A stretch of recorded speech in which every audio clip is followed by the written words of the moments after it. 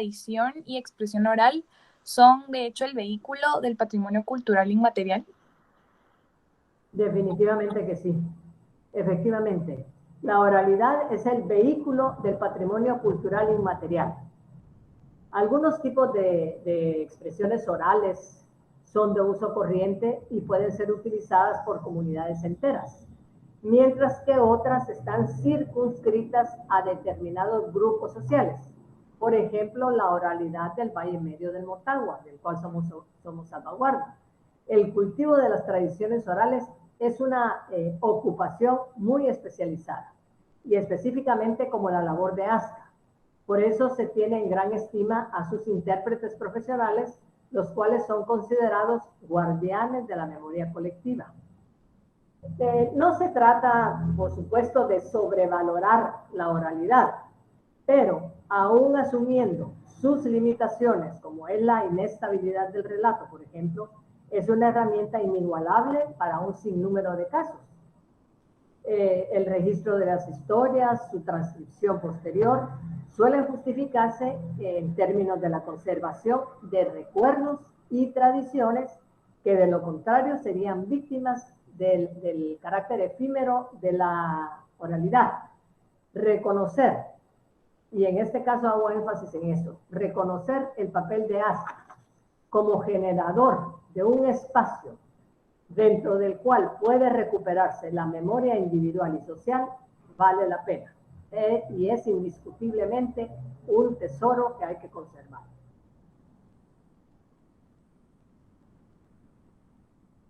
Ok, bueno, ya hablamos de la oralidad, entonces ahora quisiera saber cómo podemos aplicar, cómo aplicamos la oralidad al patrimonio cultural y a su importancia. Perdón, sería tan fina de repetirla un poquito en voz más alta porque hay palabras que no las escucho. Ok, lo siento. ¿Cómo aplicamos la oralidad al patrimonio cultural y a su importancia? ¿Cómo aplicamos la oralidad al patrimonio cultural y su importancia? Bien, empezaré por reconocer que el patrimonio cultural intangible como tal, como escrito, se empezó a reconocer a finales del 2003 por iniciativa de la UNESCO y la Convención para la Salvaguardia del Patrimonio Cultural Inmaterial, en virtud de que hay muchos pueblos, es decir, todos los pueblos, todas las naciones, tenemos patrimonio cultural intangible. Y su objetivo era hacer respetar, sensibilizar al público y salvaguardar las joyas inmateriales de cada nación. Este patrimonio, bueno, el patrimonio cultural en general es el conjunto de bienes tangibles e intangibles que refuerzan su sentido de comunidad con una identidad propia, que se perciben por otros como característicos. Y vuelvo y repito, como la oralidad del Valle Medio del Motagua. Nuestros portadores, nuestros oradores, nuestra literatura es muy, muy especial, con características muy especiales e individuales. Es decir, es un conducto para vincular a la gente con su historia. Sin embargo, el patrimonio cultural no se limita a monumentos y colecciones de objetos. Este también comprende tradiciones o expresiones vivas heredadas de los antepasados y que han sido transmitidas a nuestros descendientes, a nosotros a través de la oralidad y nosotros a nuestros descendientes. El patrimonio cultural inmaterial específicamente sería el conjunto de elementos sin sustancia, es decir, no son tangibles, no pueden tocarse, no están aquí como para cambiarlas de lugar. Sin embargo, sí tiene, es un elemento mucho de conocimiento, pues, porque son el conjunto de elementos sin sustancia física, que procede de una cultura tradicional, o sea, de nuestros antepasados, y que fueron transmitidos oralmente, aunque se hayan modificado a través de un proceso de recreación colectiva. Dentro de esas se contemplan, por ejemplo, las tradiciones orales, los actos festivos, conocimientos y prácticas, artes del espectáculo, usos sociales y muchísimos otros, la artesanía o los platos especiales, por ejemplo, que tenemos gastronomía, es decir, que tenemos muchas cosas ricas que compartir, ¿verdad? Por ejemplo, el chicharrón con yuca.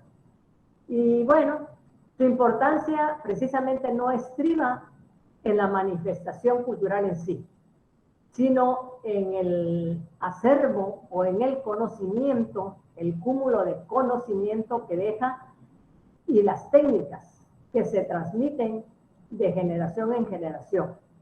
A pesar de su fragilidad, este patrimonio inmaterial es un importante factor de mantenimiento de la diversidad cultural frente a la globalización, porque con esto se ha perdido una serie de conceptos y de actividades, porque ya los jóvenes no se interesan por conocer básicamente su patrimonio. Con este patrimonio cultural intangible, lo que se logra es conocer identidades propias, formas de ser, de decir, de comportarse al interior de las comunidades, lo cual implica obviamente conocer finalmente las formas de ser, en este caso en particular del zacapaneco, o del salvadoreño, o del nicaragüense. Y por lo que su investigación, su fomento y su difusión, por ende, a través de los medios tecnológicos, que es básicamente lo que pretendemos con este círculo de conferencias, pues es invaluable para la contribución del conocimiento de la cultura oral como patrimonio intangible de los guatemaltecos. Además de tradicional, de contemporáneo, de viviente, a un mismo tiempo, el patrimonio cultural inmaterial también es integrador. ¿Por qué? Porque podemos compartir expresiones que son parecidas a las de otros, tanto si son de la aldea vecina como si provienen de una ciudad lejana. Ayuda a los individuos a sentirse miembros de una o varias comunidades y de la sociedad en general. Como en base a la inmigración, vienen salvadoreños acá, se buscan unos a los otros, ellos se entienden perfectamente, pero también se van adaptando a nuestra forma de hablar y de decir. Bueno, menciono salvadoreños, como serían hondureños, incluso norteamericanos, eventualmente hay uno que otro por acá que está viviendo y acostumbrándose a nuestro clima. Entonces, aparte de integrador, también es representativo. Florece en las comunidades y depende de aquellos cuyos conocimientos de las tradiciones, técnicas y costumbres se transmiten de generación en generación o a otras comunidades, que se da con la migración o con el desplazamiento de las personas hacia otros lugares.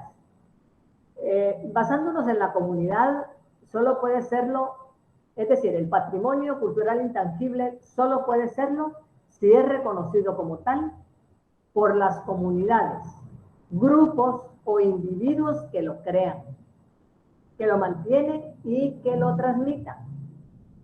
Si no es reconocido de esta manera, nadie puede decidir por ellos o por la comunidad qué es una expresión o un uso determinado y que forme parte de su patrimonio. Además, debemos de aprender, sería lo ideal que aprendiéramos a enseñar el patrimonio como un recurso educativo. ASCA se dedica a fomentar precisamente el desarrollo intelectual o artístico de la población y desempeñamos nuestras actividades en beneficio de la cultura en general, una cultura integral, no única y exclusivamente como la literatura, como hasta hace algún tiempo se tenía la idea de que ASCA era un club privado donde solamente habían escritores o solamente alguien que pudiera tener un poema o haber escrito un poema. No es así. Incentivamos a la población de tal manera que la sede sea utilizada, es decir, nuestra sede como asociación, sea utilizada por y para los jóvenes de hoy, para el público en general, que desee expresar sus inquietudes creativas.